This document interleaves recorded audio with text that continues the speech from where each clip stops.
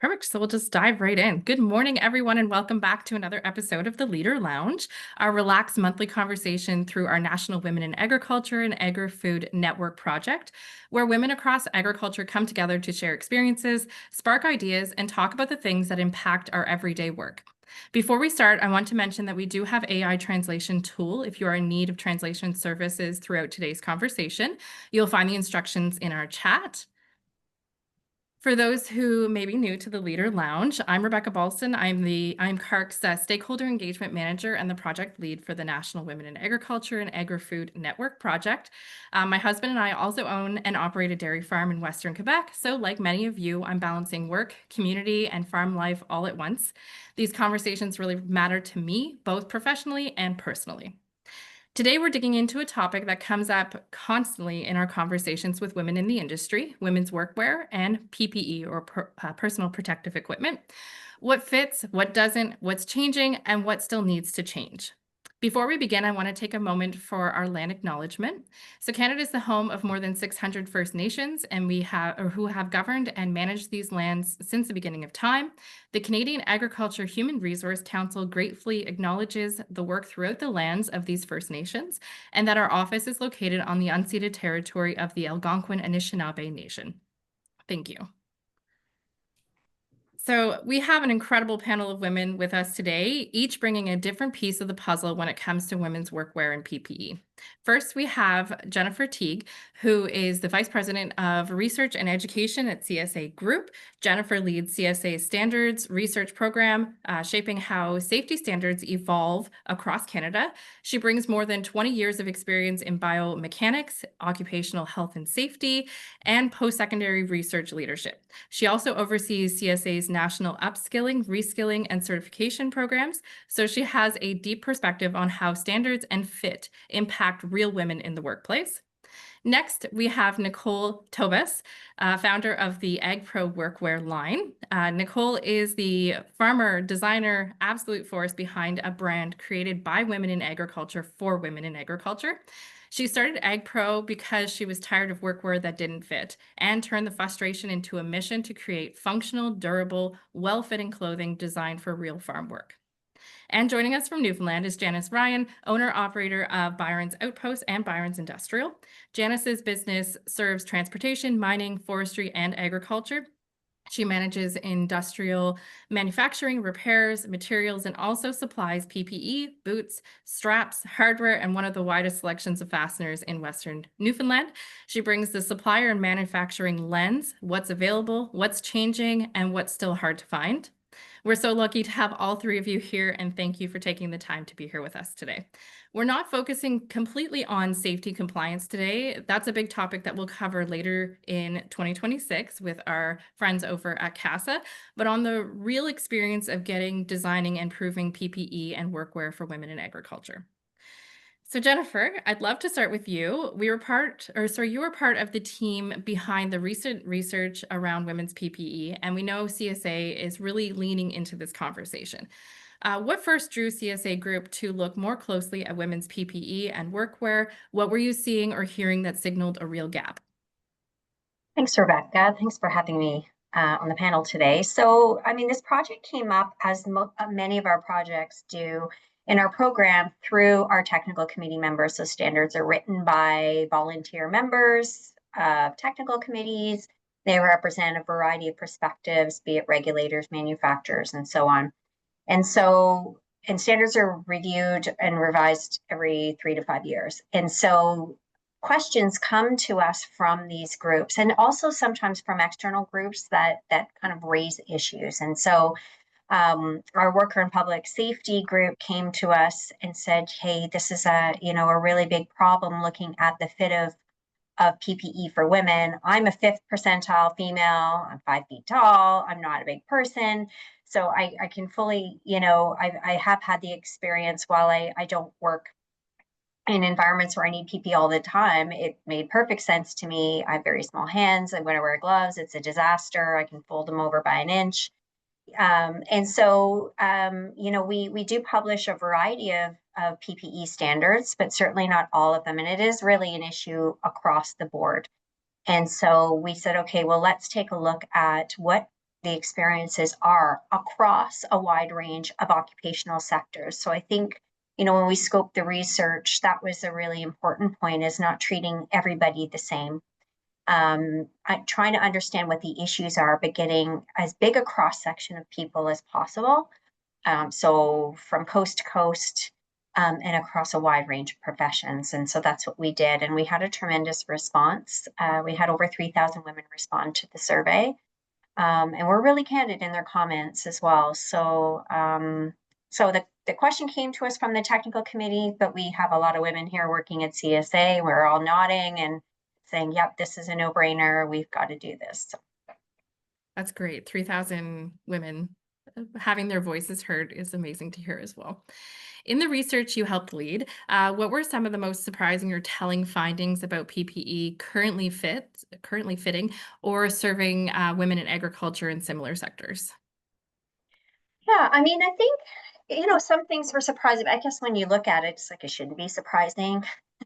Some of these things should be obvious, but I think, some really interesting bits were in looking across occupational groups, how women's bodies tend to be different between these groups. So when you're making coveralls for women in the agricultural sector, that might be very different from women in, from PPE that is being designed for firefighters, for example, right? And so if you're taking one set of data and one set of measurements across all of females, are you really going to capture the needs of those groups? And so that was, I'm really happy that we decided to analyze by occupational group, because it gave us some insight that we wouldn't necessarily have. We know that women come in all different shapes and sizes, but understanding the professional groups that you're looking at is also really important. And then I think the other thing is there's a kind of a gap in terms of understanding what is fit. So most standards will have information on, okay, the reflective stripes have to be this big and the crosses have to be these dimensions. But what happens when you need something that's a lot smaller, a lot bigger? And then how do you place those things? And so there are safety requirements in there that don't consider body size necessarily and what the impact on that might be. And we also don't define fit very well. There are certain standards that do. So face filtering masks, the N95 masks that we all wore over through the pandemic, that has fit testing, right? That has both female and male data that go into defining what is fit. But many standards don't really, or if they do, they're based on male data. And so I do think, there is a need to define what is fit. You can have all the anthropometric data in the world, but a paper bag fits essentially. Like throw a sack on, yep, it fits, it's on, right? So how do you provide guidance? So let's go a little bit beyond standards here. And how do you provide guidance to wearers of PPE? How many women have gone in and put on a pair of coveralls and go, yeah, it fits? Like you're not climbing a ladder in the shop to check and see if it's actually going to hamper your ability to climb that ladder. Do you notice if the sleeves are too long? Do you notice if it fits with your other PPE well? So I think those are kind of two of the things that were really interesting findings. Yes, exactly. And those things that you don't think about, again, those glaring things that say, that makes sense that the crosses have to be a certain dimension, but what does that look on a smaller body frame and a smaller article of clothing? I think that was my next question. I feel like you answered, was really looking at what is a good fit, and where that standard completely changes depending on the industry you're in as well. So we'll move on to the next one. Once gaps are identified, how do standards actually evolve? What's the process for getting research insights into real world change in designing and also into manufacturing? Yeah, if you look at the standard itself, like pick any standard, there is a technical committee that is there looking at whether the requirements are meeting the need. And so with data that you uncover through research, then that technical committee can consider that. Sometimes, maybe isn't appropriate to put it into that standard. Maybe you need a new standard, right? So when you're defining fit, do you define it more broadly? Do you define it by the standard? Does the more specific standard reference the more general one? So, I mean, the committees will look at what's the most appropriate way to address this, being really careful to not hamper innovation. I mean, I think that's a really important point, is that, if you're going to define fit, then you might say, okay, the shoulder seam should fall between this and this, or the cuff shouldn't go below X, but you don't want to be too prescriptive, because, in that it can't, you don't want it to hamper innovation. And so that's, I mean, the process of identifying the gaps is the research. Getting it into the standard is through those standards development organizations themselves. But then there's a third part in terms of regulation, right? So one thing that we looked at in the paper is, what do the regulatory requirements look like across the country? And not surprisingly, it's very different across provinces and territories. And so, very few provinces require the PPE to fit the user. So you can have standards that define fit, but if employers aren't required to make sure that the PPE fits the user appropriately, then it's voluntary. And so then they can just buy, standard PPE off the rack, and the standard might be in place. But so you really need all parties kind of working together. You need manufacturers that are making PPE that fit women. We did talk about anthropometric gaps in terms of data on women, but at the same time, I think, we have manufacturers here on the call. It'd be great to hear from them. I think, no matter what, you can figure out how to make it fit women, right? It's really just understanding what fits. And then I'll wrap this up, but beyond just fitting people, there's also a functional aspect as well. Women have different needs, right? And so one of the examples that we had in doing this research, it was somebody who was working in like Northern Ontario, in extreme weather, and the coveralls that they had, they just wouldn't go to the washroom all day, because they were outside, they were around a bunch of men, and there was no private place for them to go. They'd have to completely disrobe in order to use the washroom. So they wouldn't drink anything all day. They had, urinary tract infections on a regular basis. Like, their health was compromised because their PPE wouldn't allow them to use the washroom in a dignified way, in a simple way. They'd actually have to walk miles to go back and use the facility or something. So, we have to think about function for the job as well, and how women's bodies are different from men's. And so there's a fit and a function aspect to that. And so that's something that also can be brought into the standard. I will say we are undertaking a research project right now that is looking at gender inclusivity for standards across the board. So before you develop a standard, what do committees need to think and ask themselves to bring a gender lens into that standard? And the same as when they're revising standards and reviewing them. What do we need to consider? Have we really looked at all the aspects that are important? I love that. It's great to have some research going into that whole idea or that whole piece. And again, I do agree with you too. When it comes to fit, it has to be functional as well. Um, So just another that I guess that kind of brings us more into Nicole, and who actually lives this firsthand and talks about the manufacturing lens. So Nicole, your story started right on your own farm. Was there a particular moment where you said, "Okay, that's it. I'm making my own line of workwear"? Yeah, for sure. I think it was a long time coming. Like I was a little kid that grew up in overalls. I loved wearing overalls. I had my barn overalls and my ones at home. And then as I became a woman, of course, overalls became hard to find. I'm a very tall woman. And before I had babies, there wasn't much to me at all. So trying to find something tall that wouldn't be too baggy on me was incredibly tough. So um, I would often try to buy in women's workwear. It would be more expensive than the men's. You'd be sacrificing some quality, you'd be sacrificing pockets, it would be it's just a lower quality product for a much higher quality price. And ultimately, I would probably use it for 2 weeks, be disappointed in it, and go back to a men's, whatever I was wearing, because at least I could work in it, right? Kind of long story short, at the farm, my husband, Dunlop boots kind of made their way to Ontario, and my husband got a pair, and it was like, they're more expensive, but he slept better at night because his feet weren't sore. He could walk all day without his, you know, his legs cramping up, whatnot. And they just, like, the quality of life went up. And I was like, where's the workwear equivalent? Where's the women's workwear equivalent to this? Even if you have to pay more, I'm willing to do it to have something that makes my day easier, better, what have you, get the job done. Anyway, I couldn't find it. So I thought, well, how hard can it be? And here we are 5 years later.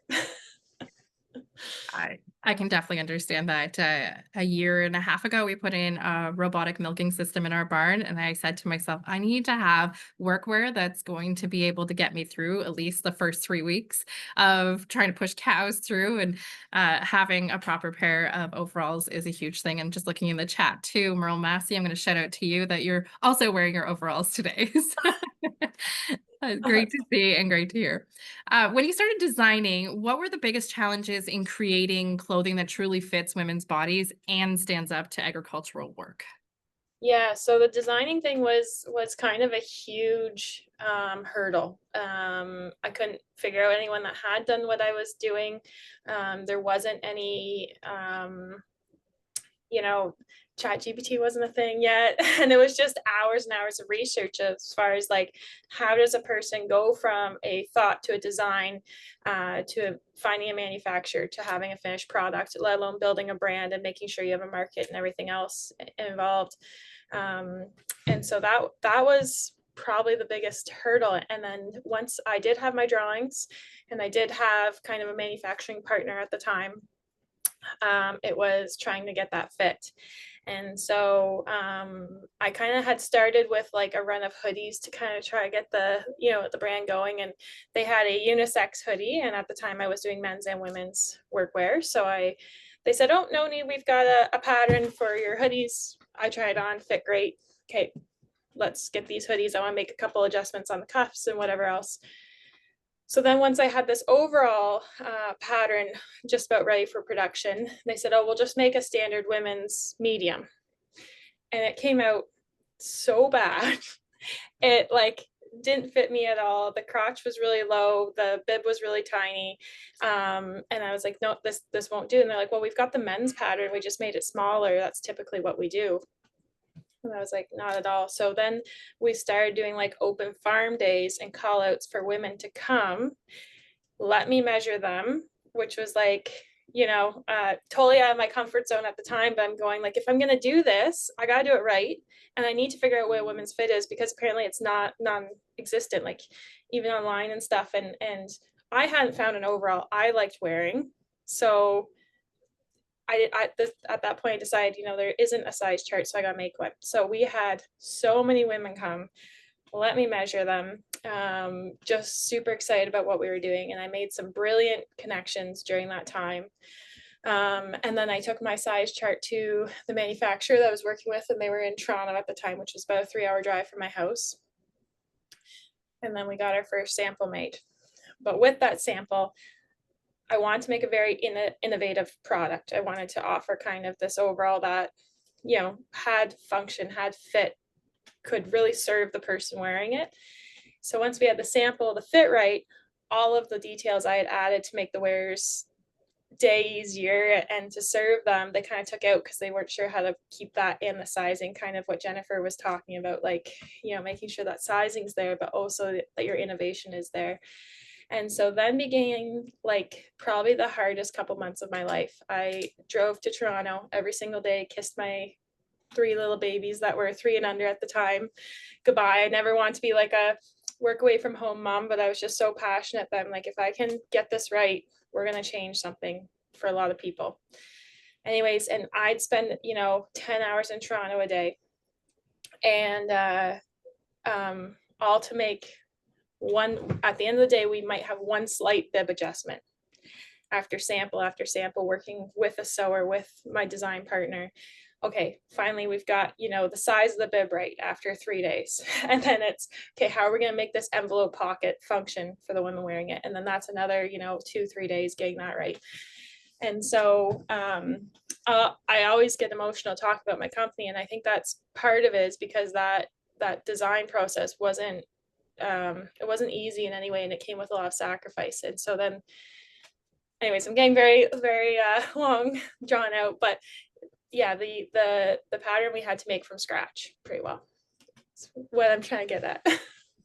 And it does take a lot of dedication, not only being an entrepreneur yourself and starting up this clothing line, but also being in farming and in the agriculture side of it, and being a mom. It's all these things that we talk about women in agriculture. You're definitely living and breathing it. Looking at the AgPro Workwear line, representation is a huge piece and part of that. And if you haven't seen her social media or her website, go and check it out, to everybody and listening in, because it really does break down what all the functionality is and the innovation that she's put into these overalls and all the other pieces that she does. But going to that representation piece, how important is it to you, in your opinion, for women in agriculture to feel seen through the gear that they wear? It's incredibly important. You have these incredible women doing incredible things in agriculture, and they're showing up to business meetings where the future generations of agriculture is being changed in baggy, ill-fitting, unsafe men's workwear.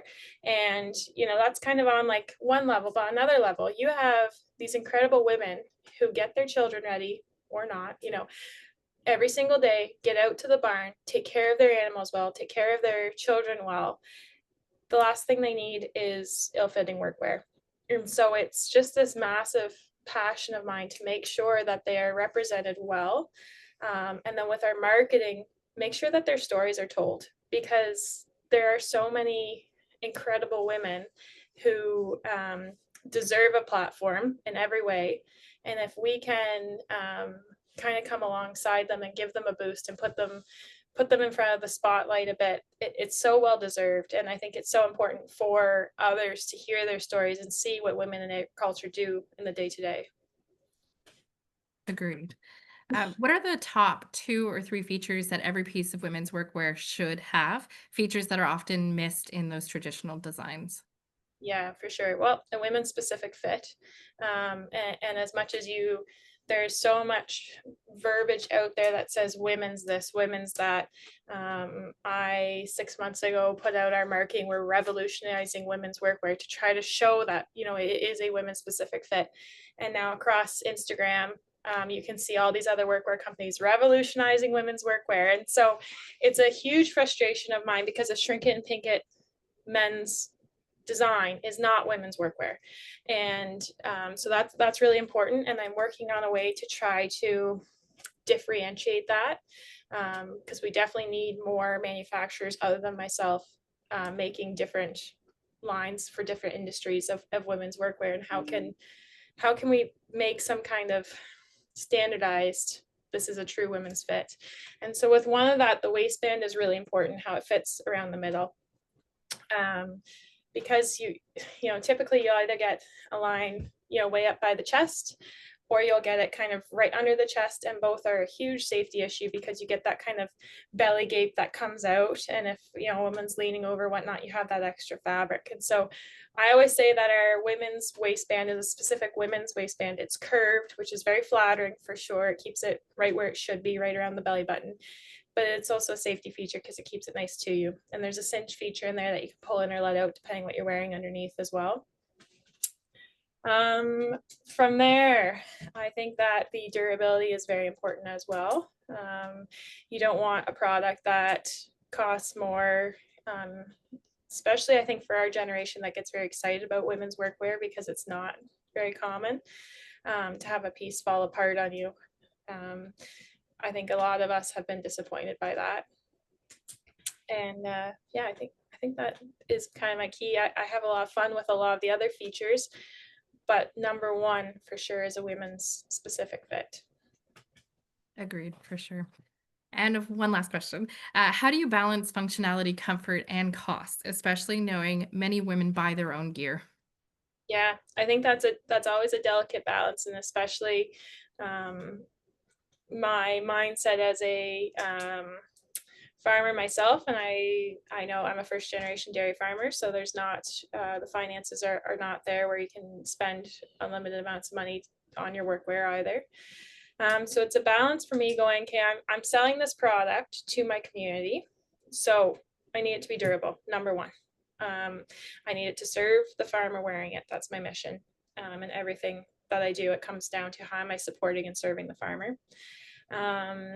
And so with that, we have tried to price things as fairly as possible. But then we do run often sales and give discounts and try to support groups because we understand that it's not farming. With farming, you can work hard, but that doesn't always mean you're making money, unfortunately. And so just looking for those little but big ways that we can really help. If cost is an issue, we never want it to be. Donating where we can, and just hearing from women. And we've so far there's been very little feedback. One of the things that we're about to launch in the new year is all the same durability, all the same fit, but with less features, so we can offer another line that you're still in, it's still comfortable, it's still got the durability, still got the safety of true women's workwear, but you're not having to pay a premium for all the extra pockets and whatnot. That's really great to hear. And Black Friday next week. Not going to shout out or anything. And now let's talk about what's actually available on the ground and how women are accessing it. So Janice, you sit in such a unique position between manufacturing, retail, and supply. You work with mining, forestry, and transportation and agriculture. What differences do you see in demand for women's PPE and workwear across those sectors?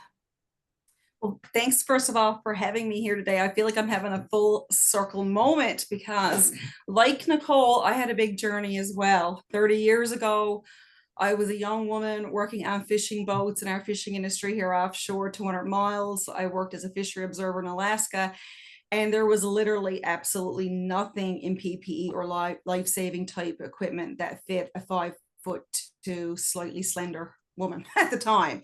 So again, I was in the situation of having to get, luckily enough, I had a seamstress mother who was able to alter my clothes for me. But then when you alter things, you're also sometimes jeopardizing the safety factor when you alter them. So this was always a delicate balance as well. So I recognized it at a young age that we're really, in trouble here. I really enjoyed a 21-year career in the fishing industry and became an entrepreneur 5 years ago in my mid-40s. I had a midlife crisis and became an entrepreneur.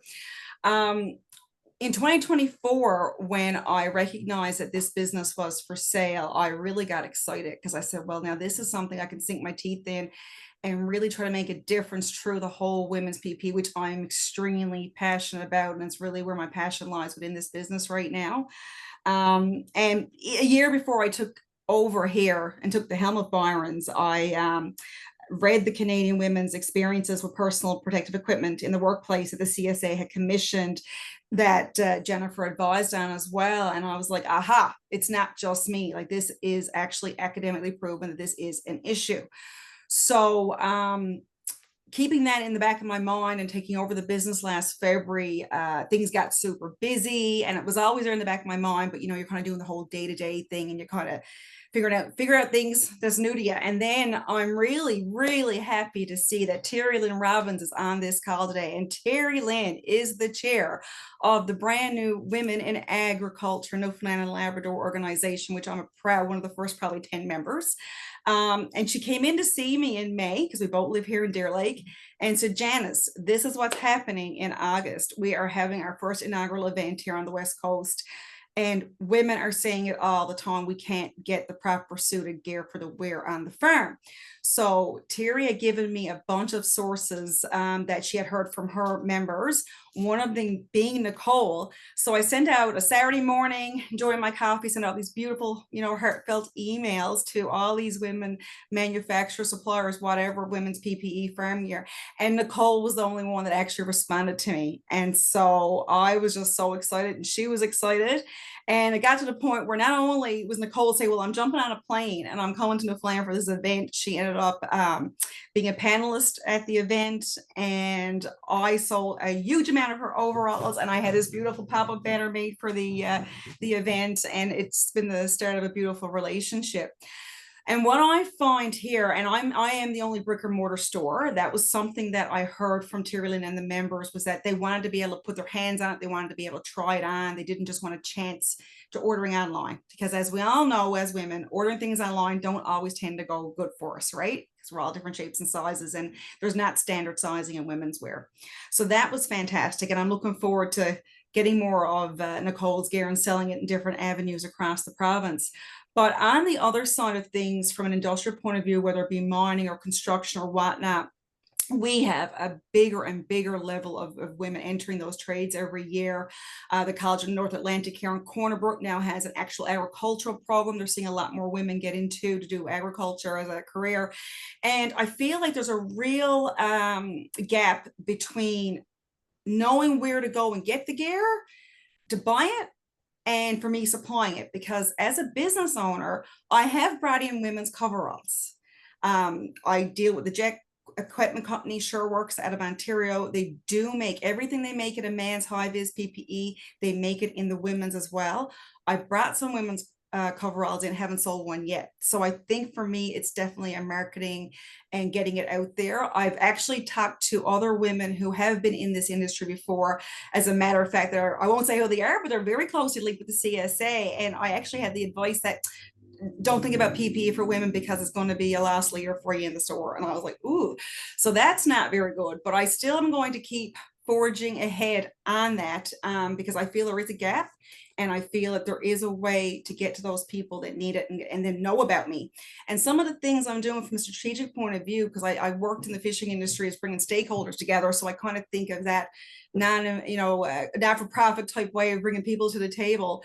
So I'm working with the Office to Advance Women Apprentices, and they really focus here in Newfoundland, Labrador on young women entering the trades, to work with them, to let them know who I am and that I can get access the things that they need. I'm actually sponsoring an award at their gala next month, just to be able to get the word out there who I am and what I do. I'm having great conversations with the College of North Atlantic. I'm learning that they do send out letters to all the students coming in September for the trades and what they need. So trying to figure out, either I send out a coupon to them all in that letter for, come get what you need, order it up for me, or even do like a pop-up shop maybe at the college someday. So just trying to think on how outside the norm, because let's face it, kids today are not looking at Facebook. So, you have to figure out, what is it? Is it TikTok, or is it just pop-up shops, or what do you do to get to those people that need this gear? But there's definitely a gap. And I think not just for the gap that Nicole is filling from a manufacturing point of view, but the fact that when you have a willing supplier, the gap of getting that word out to the client to know they're going to come and they're going to buy it and they know that you have it. Yeah, exactly. It's that word of mouth that helps, but it's also all those other things that you have put in place. Yeah. And for yourself, being in Newfoundland and probably in a fairly rural or remote area, do you hear a lot of women specifically asking or saying how difficult it is, or Absolutely. to find all this? Just this past August, I was out and I visited the Firefly Metals gold mine site in Bay Verde, and I also talked to the folks at Maritime Resources, which is now Newfound Gold. I talked to women there. I talked to one of the ladies who's actually the HR for one of those gold mines, and they said, absolutely, we have a big issue with that. I talked to the lead hand with Firefly Metals, and even like the CEO of Firefly Metals here in Canada, I'm hearing is really a big proponent for women. And so I'm looking and trying to connect, because I know Nicole is looking at doing a high vis line. And so I'm trying to create some conversations there between this up and coming gold mine, which is just down the road for me, with people like Nicole. And I said, well, we'll get Nicole to come in and we'll get all the women together and she'll bring her measuring tape. Like that's literally what I said to them, so we can try to figure this out. I think it's going to be important to go across industry organizations, whether it's the mining, I'm also a member of the Newfoundland Labor Construction Industry Association, which has women in construction. I was just to their conference last Friday. I think it's very important to be able to try to create some kind of a conduit and bring all these stakeholders together with people like Nicole to figure out what are the needs and with CSA and the standards, and how do we make stuff that's going to fit the standards. And we all know that mining in particular would have the highest level of safety standards out there. So making sure the high-vis stripes and everything that they need is took care of when the product is being made. That's the kind of things that we need to do, which Jennifer already talked to about. Exactly. From a supplier or retailer's perspective, what holds the industry back? Is it cost, availability, minimum orders, demand, or kind of a bit of everything? It's a bit of everything. And right now for me, it would be demand. And I'm trying to increase that demand because I do have some suppliers. I do have a supplier for women's high vis, no problem. For AgPro, the women's overalls, like that's Nicole, 100%, right? So it's a matter. And now I know you just sold out, Nicole. So again, it's meeting that demand and getting that productivity up as well. It's a little bit of everything. But I will say, to Nicole's point as well, and I mean, Marketplace has done a great show on this. Everything you put a woman in front of or female in front of the product, it's going to be more expensive. You know, whether it's antiperspirant or a haircut or a pair of jeans, anything to do with a woman for some reason is more expensive, and that's no different. And I think it's a bit ridiculous when we have women entering non-traditional roles. And I hear all the time, I don't want the pink vest, I don't want the pink hard hat. I go onto a site, I want to look like everybody else, and I want to be respected, but I want it to fit well and I want it to be safe. So for the fact that a young person starting out, or any woman in particular starting out a career in the trades and having the upfront cost to be more expensive than her male colleague, puts her at an unfair advantage in non-traditional roles. Yeah, for sure. That's another piece of it that sometimes we don't think about, or there's not a lens on it, at least. So you also manufacture and repair heavy duty materials. Have you had to adapt products or sourcing in response to more women asking for tailored fit or different construction or specific PPE need? So right now we're mainly into like industrial tarpaulins and upholstery and that kind of stuff. We don't do any type of clothing right now. I had someone put that, actually, I was at the mineral mining review for Newfoundland and Labrador a couple of weeks ago, and I had someone put that in my ear. You know, you could be making, like for instance, in welding, there's these heavy duty welding type aprons, and there's different things like that I could be looking at and could be making as well. As Nicole knows, when it gets into the actual clothing where there's actually a pair of legs and arms and things and clothing, it's pretty hard. But when it comes to even just like heavy duty aprons, which would be an easier thing to kind of cut back. And I'm very lucky. I have an amazing mother who's been a fantastic seamstress for 60 years, have made all kinds of things like that can certainly advise me on that kind of stuff as well. But there's certainly something that, I mean, it's opportunities are endless when it comes to this. No, for sure. And what would help suppliers like you stock and promote better women-centered PPE options? I feel like you're already doing a lot of those, but is there anything else that maybe you could tell other suppliers?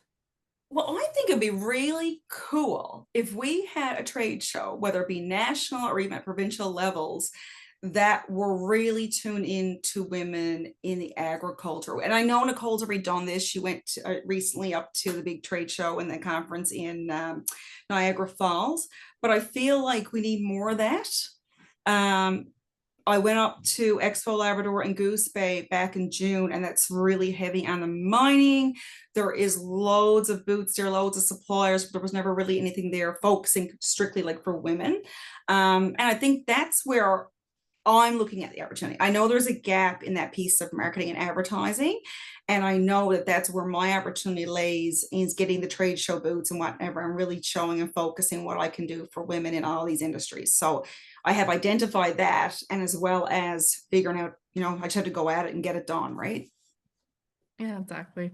And I'm too looking at research and everything. We know half of the demographic or half of the population that work in agriculture are women. So it's not like it's a niche market or anything. It is half of our industry, and it is only growing as we see more women Absolutely. taking And we part in see the it in the program. same thing in the fishery and the primary resources. We see more young women now taking the helm of the boat when the dads pass on, we pass down the wheel to them, and we're seeing a lot more women again in all these. And not only that, when we look at Labrador and where things are going to be going in the next few years with hydroelectricity projects and mining projects, I mean, the bottom line, the word out there in Goose Bay was like, we need workers. Half the population's women. Like, get used to it, guys. We need women to work with us, right? So this is it. This is the way it's going to be.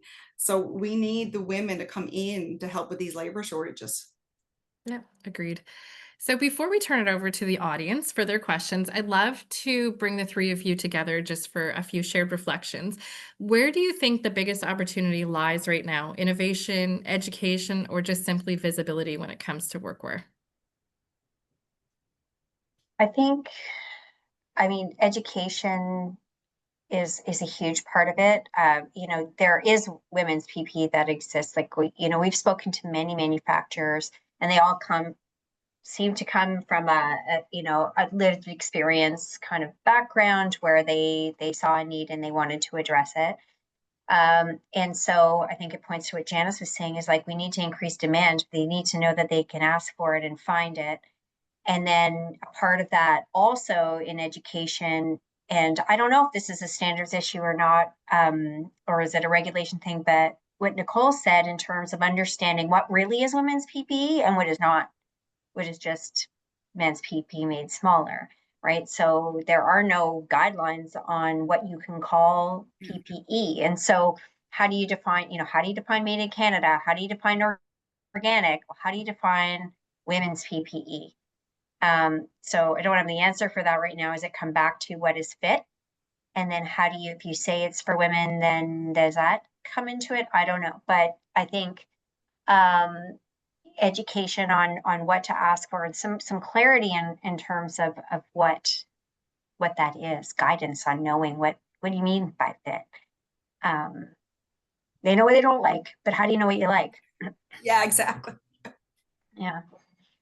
That's a great response. And you, Janice or Nicole, did you have anything else to add to that? I think Jennifer hit the head of the nail there.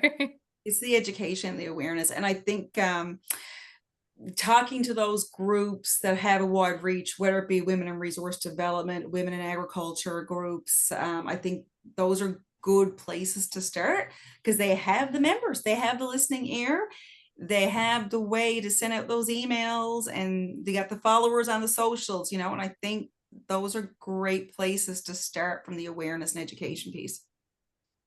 Agreed. Yeah, it's getting the information out there and letting women know that they can ask for it.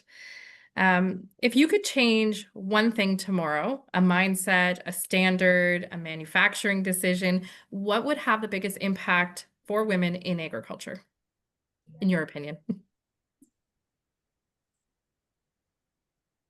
I don't know if this is specific to women in agriculture, but regulations requiring, and it's different for farms because you don't really follow, but for workers in general, that the PPE has to fit the worker. Like just requiring that in general for workers, it's really, really important. It's important for safety. It's important for productivity. It's important for just general well-being in the workplace. And then that, so I think if that's required, then that automatically increases demand, right? Because if you're now putting PPE on people that doesn't fit properly, and this includes men, I'm sure there are men out there who struggle too, right? They're not the average size. So that automatically drives demand because now there's a requirement to fulfill that need. There's a requirement for employers. So, that doesn't necessarily affect smaller farms directly because they don't have to follow that requirement, but it provides the side benefit of availability because now manufacturers have an incentive to make it. That's really, and you just jogged my memory, Jennifer and Rebecca. First of all, when I look at coveralls for men, I can get a size 36 to a 60, going in increments of 2, like 36, 38. And I can get those in a tall, a regular length, and a small. So just think about how many shelves full of coveralls in just with that alone in my warehouse. With the women, it's like maybe extra small, up to maybe a 2XL, which is a lot smaller, range and sizing than what I just prescribed as men. And Rebecca, I remember having a conversation at a break in the Expo Labrador in Goose Bay in June, and a man overhearing me talking about women's PP and coming up and saying to me, and he actually had a store that sold PP. Oh, he said, really? He said, is women's PP all that different from men? I was like, oh my God, yes.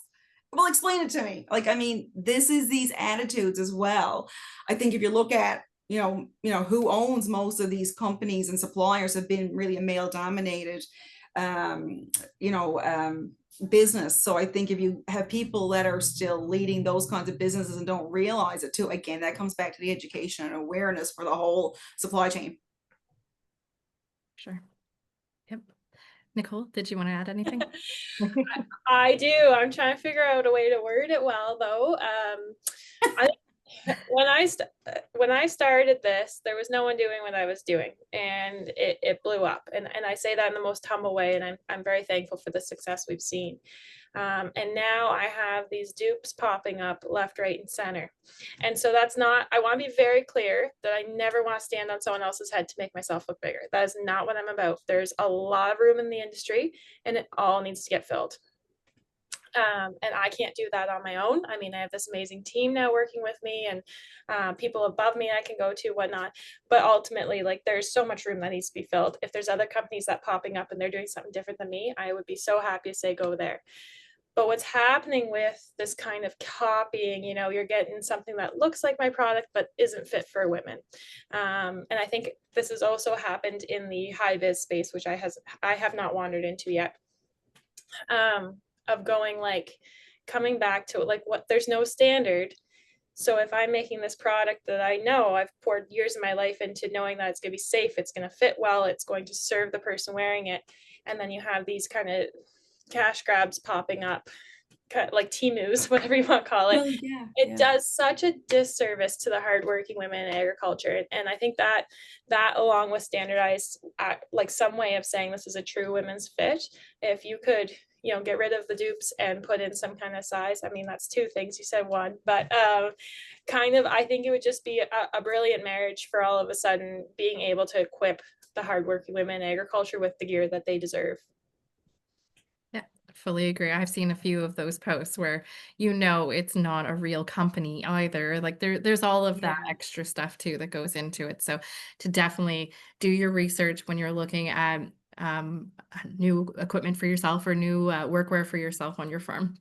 So we have about 10 minutes left, so I do want to let it open up for the audience to ask some questions. So feel free to drop your questions in the chat or in the Q&A function, and we would be happy to answer any of your questions or burning questions that have come up throughout the conversation today. See if there's any in the Q&A box. There's none right now, and I don't see any in the comments. Definitely some hats off to Nicole and congratulating you on your initiative to build clothing product for women on the farm. And also that we will be recording this, so this will be available afterwards. So no worries there. But is there anyone with any questions for any of our speakers? Hopefully not for me.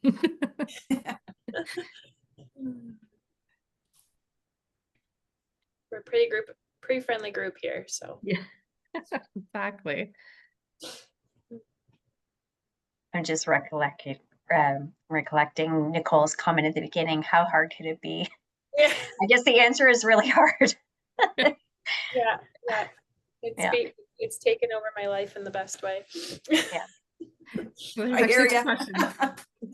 There's two questions that came up in the Q&A. So the first question is, what's coming up in the next 5 years? So I'm not sure if this is specific for Nicole, for Janice, or for Jennifer, but hey, next 5 years, any of you can answer that.